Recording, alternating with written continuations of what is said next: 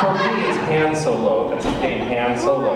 Right. Hey, since they didn't explain much at the beginning, can you just tell us a little bit about the record? Like, what inspired the original record?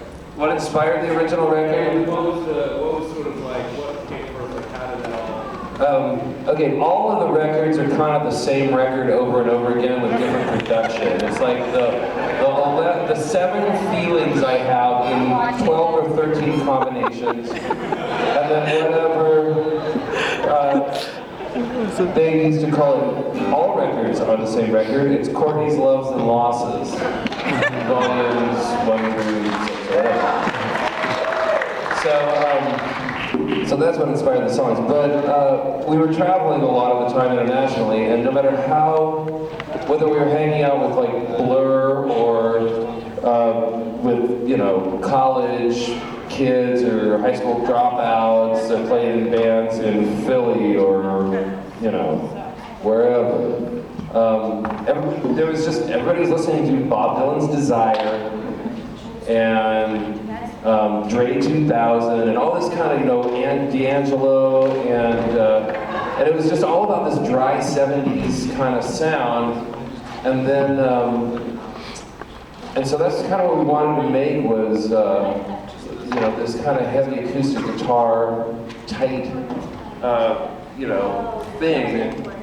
And then we used a lot of English, because for me the sound of the actual, what does this thing sound like is always kind of the most important thing. The songs are just my weird little trick or whatever, and then what does the record sound like? And we used all these English kind of hip producers, Blur's guy and some other things, we tried them out. And man, using that much guitar, acoustic guitar in '99, it just sounded, it's like such a panty waist record that I kind of was like, God, man, 6 months, and I, you know, this thing they've been dragging on for over a year and a half now. And Capitol is going, well, that's just cool. It's what he does. It's his MO, you know, he's that guy. No, I'm really fucking trying, you know? And you just keep hooking me up with these friggin' panty waists. So, staying at a friend of mine's house who worked at Capitol Records and was a metal kid, I was listening to a lot of incredibly embarrassing music made by grown men for 11-year-old boys who hate their parents. Okay? That's what we were listening to, and it usually sucked really bad. Occasionally something would come on, and the way it hit the speakers was just massive. It was just like, God, this is just great. What is this? And he goes, Anthrax again, dude. Yeah, we were in New York, so I called Cab and I said, who is it? D. Sardi. So I called D. Sardi, and they go to Anthrax D. Sardi.